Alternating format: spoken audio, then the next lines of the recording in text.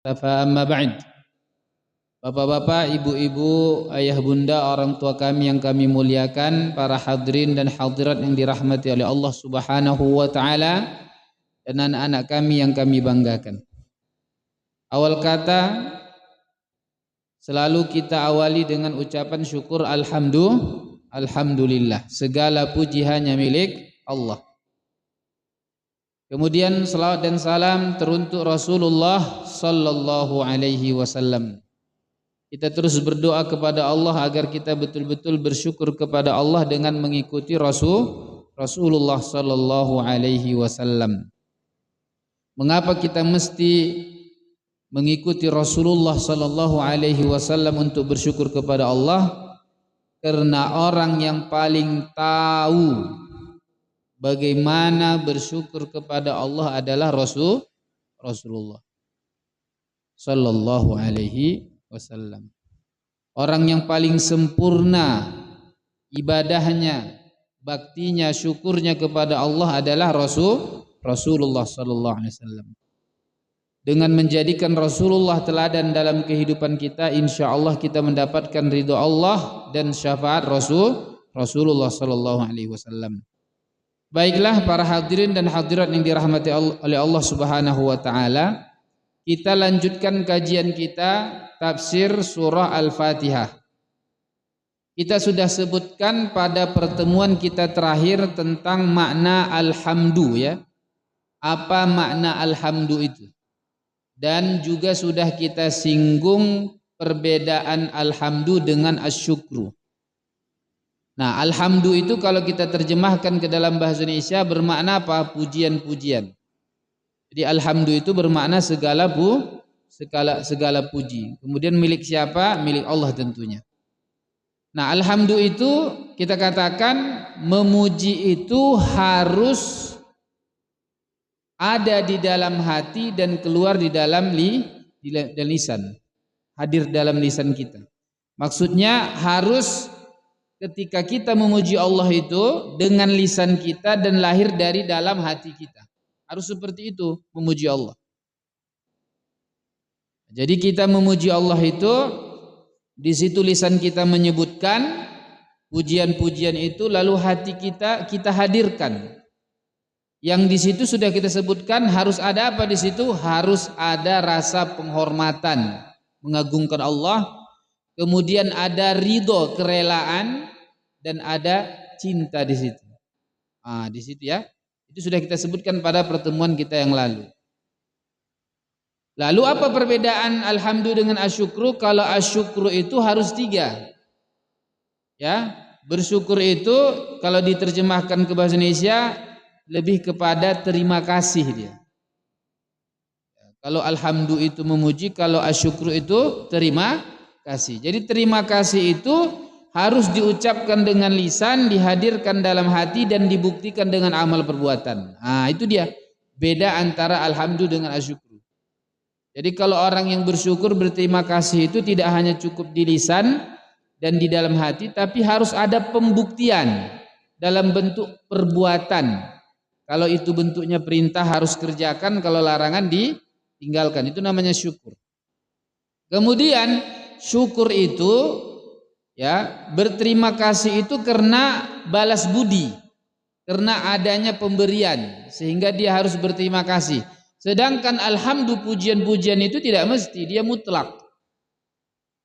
Sehingga kalau asyukru itu setelah mendapatkan nikmat, alhamdu itu tidak mesti setelah mendapatkan nikmat. Yang sudah kita contohkan kemarin, kalau kita sehat alhamdulillah, kalau sakit alhamdulillah juga. Karena memuji Allah itu tidak dibatasi oleh waktu dan pelaku.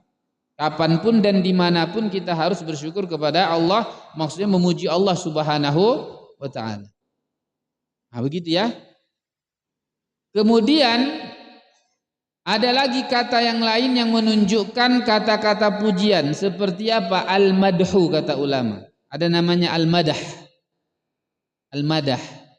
Apa beda alhamdu dengan al-madah? Kalau al-madah itu kalau diterjemahkan ke bahasa Indonesia lebih kepada sanjungan, menyanjung, memuji tapi dalam bentuk menyanjung.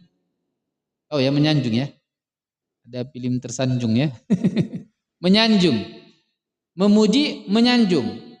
Nah, kalau al-madah itu kata ulama kita itu bisa untuk yang hidup dan yang mati.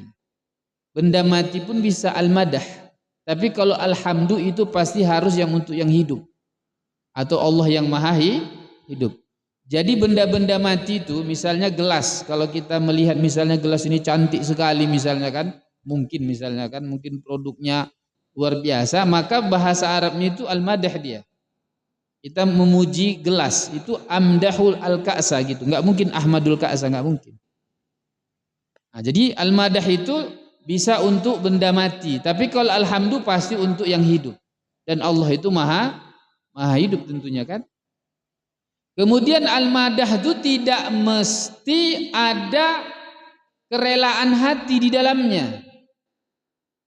Boleh jadi dengan keterpaksaan. Karena ada orang yang menyanjung itu, memuji itu memang karena terpaksa. Seperti yang kita jelaskan kemarin, bawahan memuji, menyanjung atasannya bukan karena kerelaan hatinya, tapi karena keterpaksaannya kan. Ada orang seperti itu. Nah, al-madah bisa begitu. Tapi kalau alhamdu tidak boleh kecuali karena kerelaan. Makanya ketika kita memuji Allah itu memang harus lahir dari dalam hati kita dengan keriduan dan kerelaan kita, bukan karena terpaksa itu, bukan. Bahkan memuji Allah itu fitrah kita. Dan sudah kita jelaskan kemarin ya. Jadi lisan hal kita, kondisi keadaan kita sebenarnya mengakui bahwasanya Allah itu maha terpuji sehingga kita memujinya. Cuman kadang-kadang ya bisa jadi lisan berbeda dengan keadaan. Artinya ada orang yang tidak memuji Allah. Sebenarnya lisannya yang menolak, tapi hati kecilnya mengatakan itu. Ada orang-orang yang mengingkari apanya? Hati kecilnya. Itu kan? Nah, jadi situ al-madah.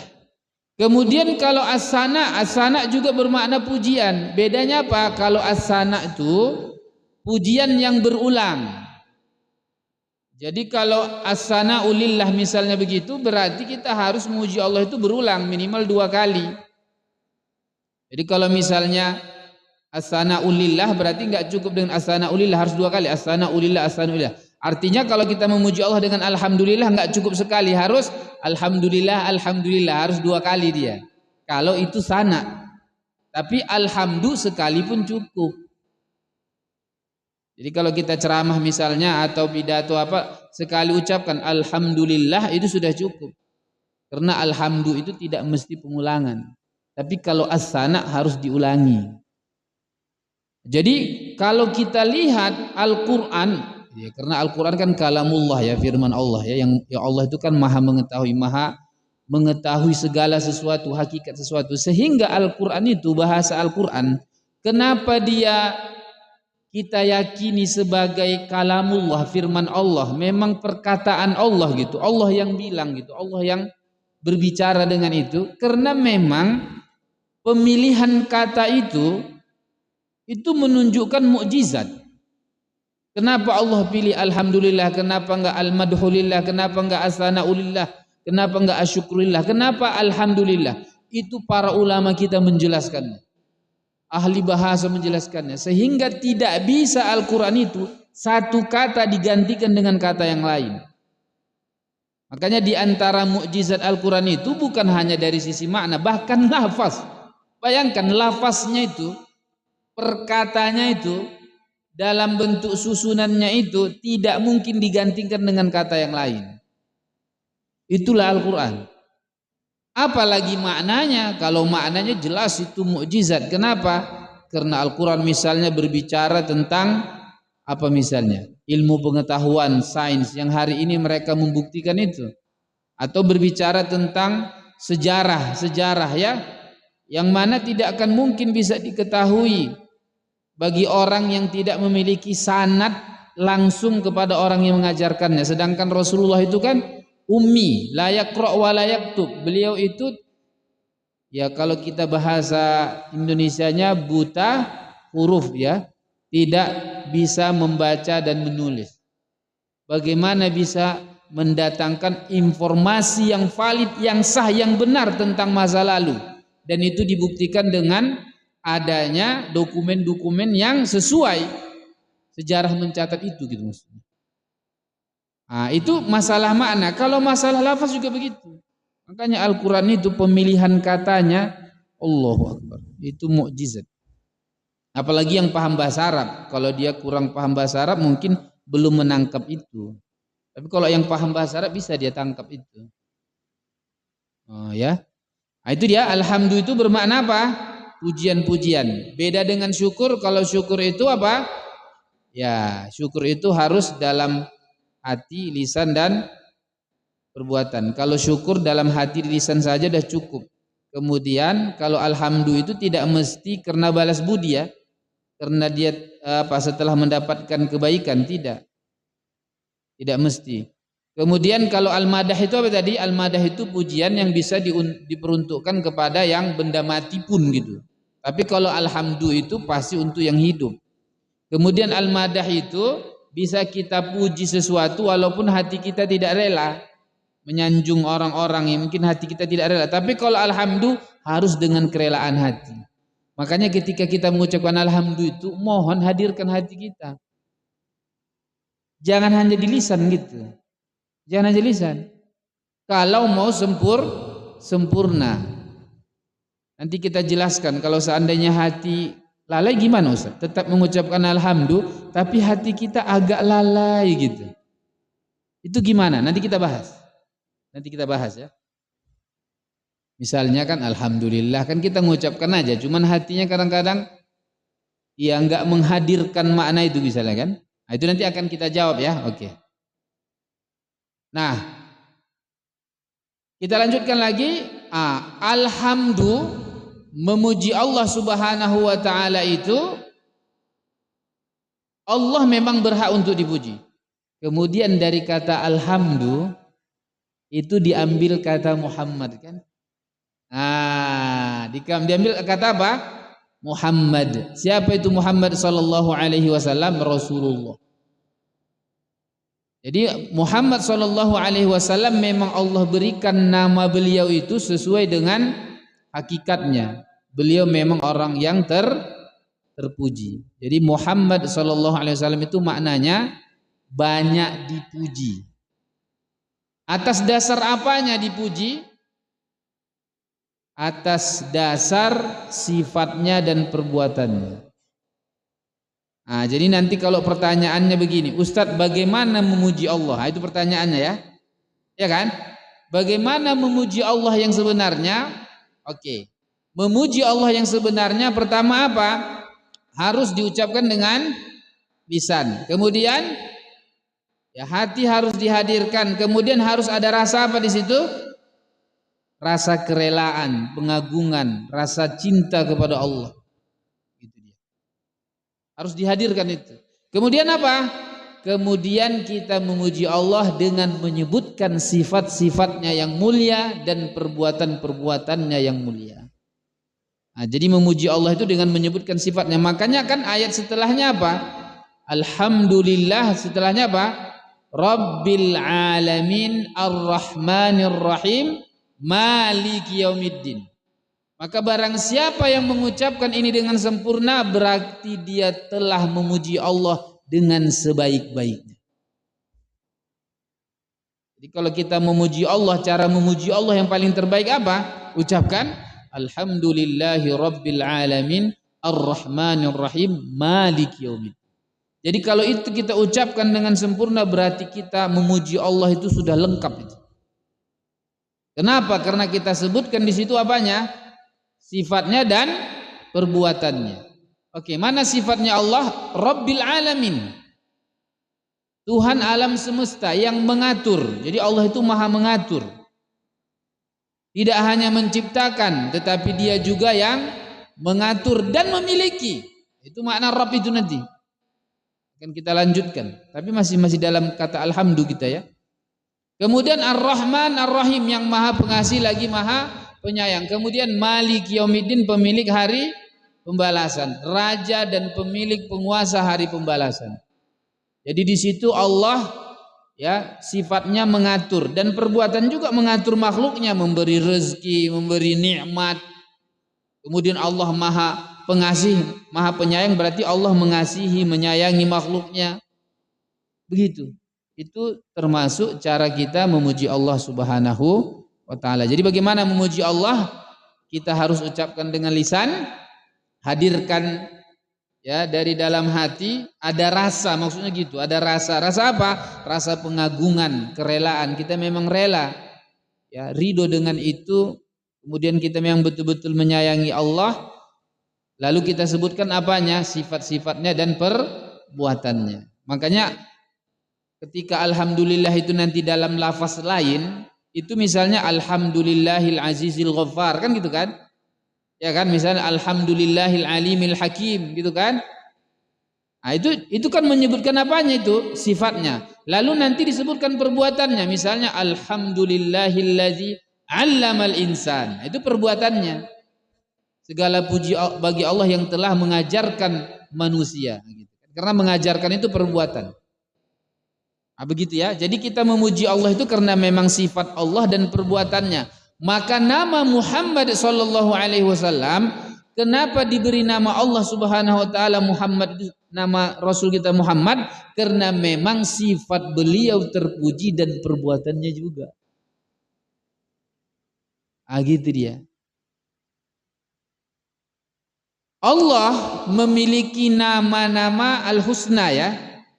Itu sudah kita yakini bersama, itu sebagai ya ahli sunnah wal jamaah, kita meyakini bahwasanya Allah itu memiliki al-asmaul husna. Al-asma itu jamak dari isim, isim itu nama. Kalau al-asma nama-nama, al-husna itu namanya ismu tafdil, yang menunjukkan lebih atau paling, tapi untuk jamak ya, atau untuk muannas, yang dia kalau untuk muzakarnya atau mufradnya ahsan namanya. Kalau hasan baik, kalau ahsan lebih baik. Kalau ahsan paling baik. Kalau perempuan namanya husna, atau mungkin karena banyaknya al-husna. Jadi al-asmaul husna itu artinya nama-nama Allah yang paling baik. Bukan hanya baik, paling baik. Paling, ada palingnya, lebih gitu. Nah, disebutkan oleh ulama kita, kenapa nama-nama Allah itu dikatakan paling baik? Karena hubungan lafaz dengan makna. Artinya ketika kita katakan Allah itu maha mengetahui, namanya memang al-alim. Nah, sifatnya dan perbuatannya juga. Jadi Allah itu maha mengetahui, dan Allah juga mengetahui segala sesuatu, gitu maksudnya. Jadi semua ilmu itu ada pada Allah Subhanahu wa taala. Lain halnya dengan nama-nama makhluk seperti kita manusia, boleh jadi namanya baik tapi itu dari sisi lafaz, tapi maknanya boleh menyelisihi kan. Misalnya siapa namanya? Muttaqin. Bagus sekali namanya. Tapi kalau dilihat nanti sifat dan perbuatannya, belum tentu, berarti namanya itu tidak nama yang terbaik untuk zat dia itu. Tapi kalau Allah nggak akan mungkin memiliki nama tanpa sifat dan perbuatan, nggak akan mungkin itu mustahil bagi Allah itu. Nanti bisa dikatakan bohong lah itu, masa namanya maha mulia misalnya, tapi dia tidak mulia perbuatannya dan sifatnya, kan nggak mungkin. Misalnya Allah itu maha mengetahui, masa dia nggak tahu? Kan aneh itu. Oke, ada juga sebagian orang yang mengatakan begitu kan. Allah itu tidak mengetahui apa yang akan kita kerjakan. Loh. Kok gitu? Allah kan maha mengetahui. Jadi mengetahui segala sesuatu. Makanya kalau kita memberikan nama kepada orang misalnya, lalu tidak sesuai, itu bisa jadi kita cabut itu kan. Misalnya dokter misalnya, ini Pak Dokter. Kita sepakat, kita namai Pak Dokter. Rupanya begitu mengobati banyak yang meninggal. Kita cabut gelar itu, enggak betul tuh. Bukan dokter lagi namanya. Boleh jadi dukun berarti. Ya kan? Bisa jadi sesat orang buatnya. Nah, begitu ya. Jadi nama itu harus mencakup sifat dan perbuatan bagi Allah tentunya. Kalau kita sebagai doa dan harapan, sebagai doa dan harapan, bukan memponis, ya. Jangan sampai kita menamai anak kita itu dengan ponis atau apa istilahnya itu? Apa lagi namanya? Dengan pernyataan bulat. Siapa nama anak bapak? Namanya Soleh. Maksudnya, ya memang Soleh.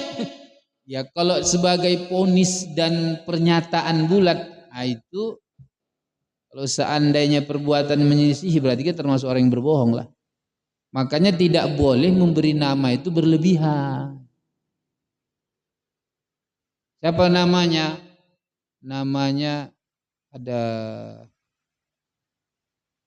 siapa itu? Tetangga saya ada namanya Maha, apa dibuat namanya? Ada maha-mahanya, saya lupa namanya apa. Mahadewi misalnya gitu ya. Apa ya? Maha cantik namanya. Maha cantik. Kalau kita tengok anaknya, tidaknya. Bahkan sakit karena terlalu berat kan? Maha cantik namanya. Begitu tengok enggaknya standar minimalnya. Itu kan enggak boleh dia menamai sesuatu yang berlebihan, enggak boleh itu. Memang boleh kita bercita-cita, tapi kan namanya cita-cita juga ada batasannya kan? Iya kan? Itu kalau bercita-cita di luar kemampuan kita itu biasanya menghayal itu. Menghayal itu. Namanya apa? Maha ganteng. Tengok wajahnya standarnya, dari warna kulit aja udah beda ya kan? Nah, jadi jangan berlebihan dia. Jadi kalaupun disebutkan biasanya dalam bentuk apa? Doa. Makanya nama itu termasuk doa kan. Misalnya siapa namanya? Bagus. Kalau kita orang Indonesia, kenapa namanya Bagus? Kenapa dibilang bagus? Ya supaya bagus dia. Ya kan? Ya orang-orang Jawa Bagus. Kemudian siapa lagi namanya?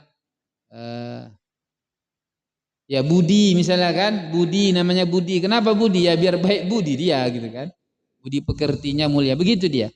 Itu kalau makhluk diantaranya seperti kita manusia itu bukan bukan kepastian sesuai antara nama dengan sifat dan perbuatannya, tapi kalau Allah Subhanahu wa taala itu pasti. Jadi kalau kita sebutkan nama Allah Ar-Rahman, oke. Apa arti Rahman? Yang Maha Pengasih. Namanya, oke. Sifatnya mengasihani, perbuatannya mengasihani semua makhluknya tanpa pengecualian. Sampai yang kafir pun, yang bandal, yang jahat pun Allah kasih kan? Betul kan? Iya kan? Itu yang bandal-bandal itu bisa membegal dia, itu kan karena dikasih nikmat oleh Allah Subhanahu wa taala, misalnya hidup, bernapas. Kalau enggak mana bisa dia begal, matinya dia itu. Cuman dia manfaatkan tidak dalam bentuk syukur yang sebenarnya, itu saja masalahnya. Bukan berarti Allah mengizinkan dalam artian ridho dengan itu, tidak. Makanya dibedakan antara izin dengan ridho. Maksudnya Allah mengizinkan dalam artian takdir kauni bahwasanya dia membunuh orang. Ya kalau nggak izin Allah kan nggak bisa itu. Tapi itu namanya izin kauni, bukan izin syar'i. Kalau syar'inya kan nggak boleh, kan Allah larang itu, nggak boleh membunuh orang, kan haram hukumnya. Iya izin kauni, iya maksudnya Allah berikan kekuatan dalam dirimu, tanganmu bergerak aktif semua, tapi dalam izin syar'i tidak dibolehkan Allah, karena memang Allah memberikan keluasaan bagi kita memilih baik dan buruk, sehingga kita berhak mana yang masuk surga, mana masuk neraka, karena tidak ada pemaksaan di situ. Bukti tidak ada pemaksaan, misalnya gini, ini bisa saya angkat ini kan, nah ini bisa saya angkat, bisa diturunkan. Berarti di sini kan Allah memberikan kepada kita ada ruang untuk memilih, tapi ada ruang yang tidak bisa kita memilih. Contoh, jantung kita kan bergerak tuh. Coba sekarang apa istilahnya, berikan komando atau perintah, coba bilang sama jantung kita, coba jangan dulu berdetak, bisa? Jangan kau bergerak dulu. Bisa? Enggak bisa kan? Anda bisa. Nah, padahal tubuh ini milik siapa? Dalam artian manusiawi maksudnya. Ini punya kita kan? dalam diri kita. Bisa kita atur jantung kita ini dalam artian tanpa alat maksudnya ya. Begini aja dengan perintah-perintah biasa, bisa? Nggak bisa. Berarti ada yang mengatur kita. Itu dia. Untuk itulah kalau Allah mengatur kita ya dalam bentuk rezeki, maka kita diberikan kebebasan untuk mengatur hal-hal dalam hidup kita ini sesuai dengan aturan Allah, itu maksudnya begitu.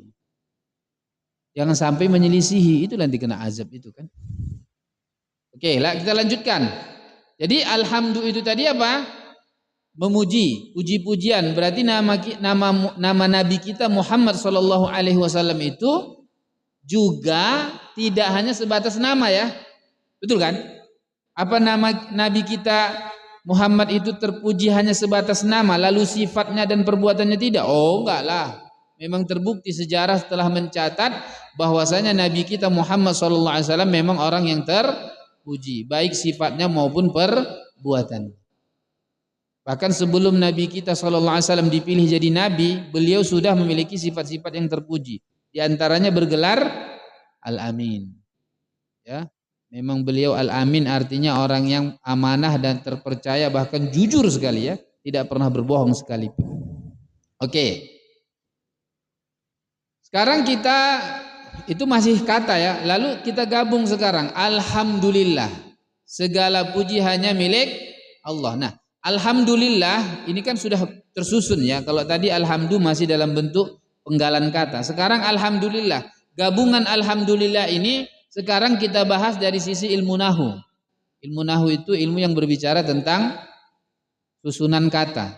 Nah, alhamdulillah pertama alif lamnya itu apa maknanya? Alif lamnya itu apa maknanya? Nah, alif lam itu nanti kalau kita baca tafsir-tafsir ulama banyak makna alif lam itu. Yang pertama maknanya kata ulama lil ahdi. Ya, lil ahdi. Lil ahdi itu maksudnya pujian-pujian yang sudah kita kenal. Jadi terjemahannya kalau lil ahdi berarti pujian-pujian itu milik Allah, gitu maknanya itu. Kalau maknanya lil ahdi, maksudnya kalau kita ada memuji-muji sanjungan begitu kita muji-muji, pujian-pujian itu semuanya walaupun kita puji makhluk, orang-orang sebenarnya itu kembali kepada Allah. Maksudnya gini, kalau kita memuji misalnya ada orang baik di kampung ini yang dia peduli dengan sosial gitu ya, kemudian dia membuat lembaga-lembaga sosial untuk membantu fakir miskin, anak yatim, kan kita memuji dia itu tidak? Iyalah, Masya Allah Bapak ini bagus. Nah, pujian-pujian yang kita berikan kepadanya sebenarnya itu pujian kepada siapa? Pada Allah, karena Allah yang menakdirkan yang seperti itu kan. Itu maksudnya. Atau misalnya kalau kita memuji-muji yang berlebihan misalnya, sebenarnya itu tidak layak bagi makhluk, maka itu sebenarnya untuk Allah sebenarnya itu. Tidak pantas kita berikan kepada selain Allah. Misalnya ada yang memuji misalnya berhala-berhala itu, jadi pujinya Tuhan-Tuhannya itu dengan pujian-pujian yang sebenarnya itu tidak layak. Yang layak itu yang dipuji seperti itu siapa? Allah. Bukan seperti itu. Karena pujian-pujian itu seharusnya diberikan kepada Allah Subhanahu wa taala. Itu makna lil ahdi. Kemudian yang kedua kata ulama bermakna al-istighraq. Al-istighraq itu apa? Seluruh pujian. Nah, para ulama kita menerjemahkan yang mana? Yang pertama atau yang kedua? Yang kedua, apa itu? Segala puji milik Allah. Segala. Apa arti segala? Semua, seluruh. Nah, kalau terjemahannya segala, semua, seluruh itu maknanya lil istighraq. Apa maknanya? Lil istighraq. Istighraq itu apa artinya? Seluruh pujian-pujian, ya, sanjungan-sanjungan itu seluruhnya itu milik siapa? Milik Allah Subhanahu. Nah, itu ya. Kemudian alhamdulillah itu kata ulama namanya jumlah ismiyah, kalimat nominal bukan verbal. Apa maksudnya itu Ustaz? Ya, jumlah ismiyah bukan jumlah fi'liyah. Maksudnya itu kalimat tanpa ada di dalamnya waktu, tempat dan pelaku. Oke ya, coba ya. Hah? Alhamdulillah itu adalah kalimat nominal, tidak ada apa di dalamnya? Tidak ada waktu, terus pelaku dan tempat. Nih, tiga ini tak ada. Pertanyaannya, alhamdulillah segala puji bagi Allah. Pertanyaannya, siapa yang memuji? Tidak disebutkan. Oke. Kapan dipuji? Tidak disebutkan. Di mana dipuji? Tidak disebutkan. Betul kan? Betul kan? Tidak disebutkan. Pertanyaannya, siapa yang memuji Allah? Nanti dalam ayat lain dijelaskan. Siapa yang memuji Allah? Semua makhluk Allah memuji Allah. Ayatnya dalam surah apa? Ayatnya dalam surah, saya sebutkan.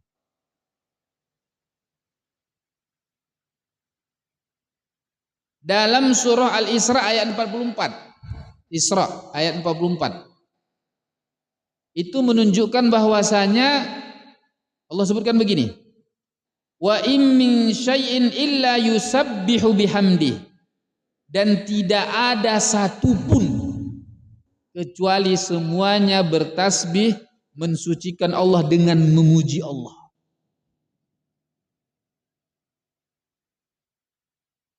Berarti fitrahnya semua makhluk Allah itu memuji Allah. Ketika dia tidak memuji Allah, berarti dia jelas dalam ayat itu al-maghdubi alaihim nah itu dia.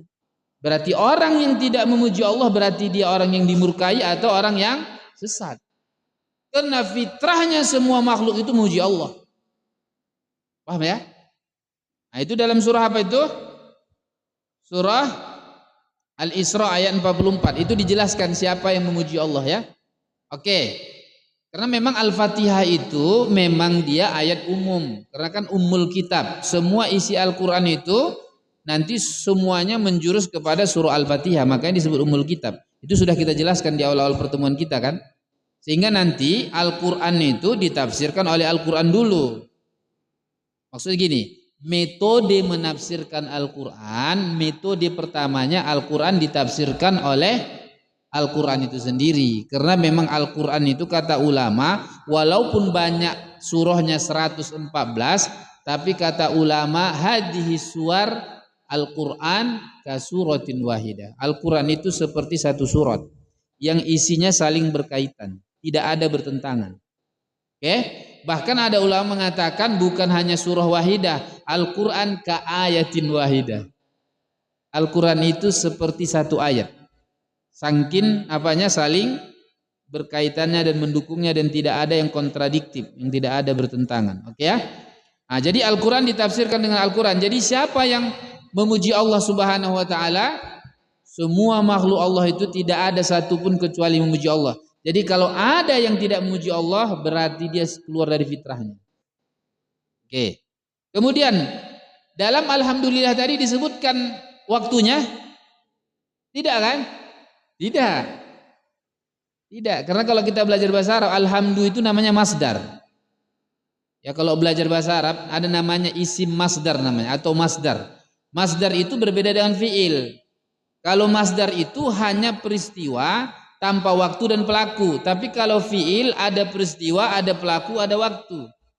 Makanya bahasa Arab ini tidak bisa dia dicari padanannya dengan bahasa apapun di dunia. Makanya ketika kita menjelaskan satu kata, apa dia? Jadi banyak dia penjelasannya.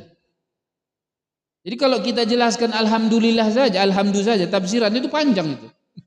Bahkan ada ulama yang mengarang satu kitab cuman menafsirkan iyyaka na'budu wa iyyaka nasta'in. Kitab itu tebal. Cuman menafsirkan iyyaka na'budu wa iyyaka nasta'in, satu ayat saja. Itu Al-Imam Ibnu Qayyim rahimahullah. Cuman satu ayat saja gitu. Kenapa? Karena memang Al-Quran itu kata ulama at-tawassu' fil ma'na. Dia memang luas maknanya gitu. Al-Quran itu ya. Oke, kembali ke pembahasan kita. Tidak disebutkan kalau dia masdar alhamdu bukan gini ya, bukan ahmadullah, bukan hamidullah, bukan gitu dia. Alhamdu itu kata isim yang dia hanya peristiwa tanpa ada waktu dan pelaku. Nah, pertanyaannya kan tidak disebutkan waktunya ya, pelakunya tadi ya. Tapi nanti dalam ayat lain disebutkan dalam surah apa tadi? Al-Isra ayat 44. Oke. Kemudian ada nggak disebutkan di situ waktunya? Tidak. Nanti di mana disebutkan? Di dalam surah Al-Qasas ayat 70. Allah menyebutkan misalnya wa huwallahu la ilaha illahu lahul hamdu fil ula wal akhirah. Jadi pujian-pujian kepada Allah itu kapan dipuji Allah Subhanahu wa taala? Sekarang atau akan datang atau dari dulu? Dari dulu, sekarang dan akan datang. Berarti memuji Allah itu tanpa dibatasi oleh waktu. Kapanpun kita harus memuji Allah. Jadi Allah itu, bahkan kata ulama kalau kita baca tafsirnya, Allah itu memang sudah terpuji walaupun tidak ada yang memuji. Paham ya? Karena memang sifatnya sifat terpuji, sehingga kalau tidak ada pun orang yang memujinya, memang Allah sudah terpuji, memang sudah layak untuk dipuji. Lain dengan kita, ada orang itu terpuji karena ada yang muji. Ya kan? Ya karena ada yang memujinya maka terpuji dia. Kalau gak ada, ya gak layak untuk dipuji. Kan ada gitu kan. Ada, bahkan memaksakan buzzer lagi. Paham, yang paham, gak usah kita lanjutkan. Paham maksudnya ya? Ya, dia terpuji karena ada orang-orang yang memujinya. Udah ya, lanjut. Itu tadi apa? Masalah waktu. Jadi Allah itu terpuji dari dulu sampai akan abadi lah maksudnya. Kemudian masalah yang ketiga apa? Tempat. Kalau tempat itu nanti disebutkan dalam surah Ar-Rum ayat 18. Surah apa? Ar-Rum ayat 18. Apa kata Allah? Walahul hamdu fis samawati wal ard. Allah itu dipuji di mana? Di langit. Lain dengan kita, mungkin ada manusia-manusia yang dipuji di bumi ini ya, tapi di akhirat boleh jadi dia terlaknat ya kan? Misalnya seperti tokoh-tokoh non muslim itu yang banyak pengikutnya, bahkan dia tokoh agama yang luar biasa dihormati, bahkan dicium-cium tangannya, dicuci-cucikan, bahkan ada orang juga yang ya kan? Ngapain pula cium tangannya pula kan? Ya dikecup lagi keningnya, ngapain pula lagi kayak gitu kan, kayak merendahkan agama kita jadinya. Makanya pro kontra jadinya ya. Walaupun secara asal boleh, cuman agak gimana ya? Jadi pro kontra luar biasa kan? Ya nggak cocok gitu. Kemudian apa? Boleh jadi di dunia dipuji, di akhirat, di langit terlaknat dia. Kan ada yang begitu. Dan ada orang-orang yang tidak ada memujinya di dunia ini. Tapi Allah dan malaikatnya memujinya di langit. Ada kan? Ada. Orang yang tidak dikenal dia, mungkin tinggal di pedalamannya kan? Nah, udah waktu masuk ya. Di pedalaman tapi dia taat kepada Allah, membaca Al-Quran, tapi nggak ada orang yang tahu. Nah, itu orang yang dipuji di sisi Allah.